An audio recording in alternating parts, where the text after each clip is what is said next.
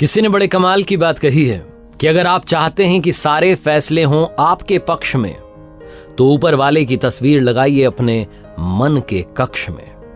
नमस्ते दोस्तों, मेरा नाम है आरजे कार्तिक। आज की कहानी जिसने लिखी है वो कहते हैं कि मैं दफ्तर से अपने घर पहुंचा था। रात के 9:30 बज रहे थे। हल्की हल्की बारिश हो रही थी। ऑफिस की कार से जो ड्राइवर था वो मुझे छोड़ के जा चुका था। मैं घर में पहुंचा तो अचानक सरदर्द बढ़ गया। घर में मेरे सिवा कोई था नहीं। बीवी बच्चे अपने नानी के यहाँ गए हुए थे। तो मैं दवाई ढूंढने लगा सरदर्द की, लेकिन मुझे मिली नहीं। मैंने सोचा पास में दुकान है, जाकर के ले आता हूँ। बाहर निकला तो बारिश थोड़ी बढ़ चुकी थी। गाड़ी थी नहीं, ड्राइवर था नहीं। तो मैंने रिक्शे वाले को आवाज़ दी। वहीं पास में मंदिर का काम चल रहा था, उसमें वो रिक्शे वाला जो था वहीं मंदिर के ही जो प्रांगण था उसमें ही वो रहता था और सुबह शाम रिक्शा चलाता था। रिक्शे वाले भाई साहब मेरी तरफ आए। मैंने उनसे कहा कि दवाई की दुकान तक चलना है। उन्होंने कहा ठीक है। 50 रुपये मुझे बताए। हम चल दिए। लेकिन वो रिक्शे वाले को मुझे देख करके लग रहा था कि बंदा बड़ा परेशान है, उसकी हालत ठीक नहीं है। तो मैंने पूछा कि भाई साहब क्या बात हो गई। तो उन्होंने बताया कि 2-3 दिन से शरीर में दर्द है, हल्का हल्का बुखार है, लेकिन क्या करें, कोई सवारी नहीं मिल रही है, पैसे मिल नहीं पा रहे हैं, दवाई खरीद नहीं पा रहा हूँ। भगवान से पूजा पाठ में बस कहता रहता हूँ कि आप ही देखो। इसी उधेड़ बुन में हम पहुंच गए दुकान तक। मैं उतरा और दवाई की दुकान की तरफ गया तो फटाफट से अपने लिए दवाई ली और उन रिक्शा वाले भाई साहब के लिए भी दवाई ले ली। सर दर्द तो मुझे हो रहा था, उनको बुखार था। दोनों की दवाइयां मैंने लेकर के अलग अलग पैकेट बनवा लिया। और मैं सोचने लगा कि ये जो भाई साहब हैं, क्या इनकी मदद के लिए मुझे भगवान ने भेजा? ये सब सोचते सोचते मुझे ख्याल आया कि मुझे भी तो खाना खाना है, खाना तो पैक करवाना पड़ेगा। अब हिम्मत नहीं है खाना बनाने की। तो पास ही में एक रेस्टोरेंट था। मैंने रिक्शा वाले भाई साहब को इशारा किया कि रुके रहना, मैं आता हूँ। रेस्टोरेंट में गया। रेस्टोरेंट में अंदर जाकर के मैंने अपने लिए छोले भटूरे पैक करवा लिए।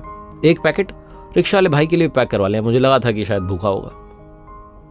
दोनों पैकेट पैक करवा करके दवाई खाना सब लेकर मैं पहुंचा, रिक्शा में बैठा। बातचीत करते हुए थोड़ी और रिक्शा वाले भाई साहब के बारे में जानकारी जुटाते हुए पहुंच गए वापस घर तक। घर के वहां जब उतरा तो रिक्शा वाले भाई को मैंने 100 रुपए का नोट दिया। उसने कहा अरे 50 ही बनते। मैंने कहा नहीं, रखो, चिंता मत करो, ये दवाई का पैकेट रखो। एक गोली अभी, एक गोली सुबह, एक एंटीबायोटिक भी अभी और एक एंटीबायोटिक सुबह। सारा उनको कोर्स समझाते हो कि 3 दिन का कोर्स है, आप ले लेना, आप ठीक हो जाओगे। और ये आपके लिए छोले भटूरे का पैकेट।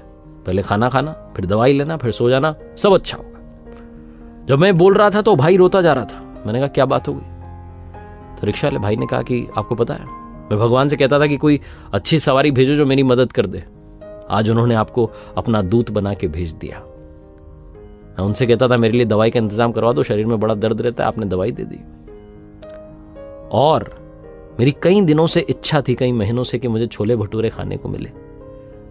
आज आप छोले भटूरे लेके आ गए। मैंने तो आपसे कहा भी नहीं था। सब वो करवाता है, वो प्रभु की इच्छा, ऐसा कहते जा रहा था। और मैं सोचते जा रहा था कि मैं जिस रेस्टोरेंट में गया वहां मेन्यू में इतने सारे ऑप्शंस थे। थाली थी, समोसा था, कचौरी थी, डोसा था, सब था। मैंने छोले भटूरे क्यों उठाए? शायद वो अपने भक्त की इच्छा पूरी करवाना चाहता था। कहानी बहुत छोटी है, लेकिन सार ये है कि जीवन में कभी भी किसी भी परेशानी में हो तो घबराना मत, उस पर विश्वास रखना। और अपने बंदे को, बंदी को, अपने दूत को, अपने सच्चे भक्त को आपके पास में जरूर भेजेगा और आपकी मदद करवाएगा। वो आपके पास किसी न किसी रूप में चले आते हैं। कई बार हम उन्हें पहचान नहीं पाते हैं। एक बार फिर से वही बात जो अक्सर आपसे कहता हूं, कर दिखाओ कुछ ऐसा कि दुनिया करना चाहे आपके जैसा।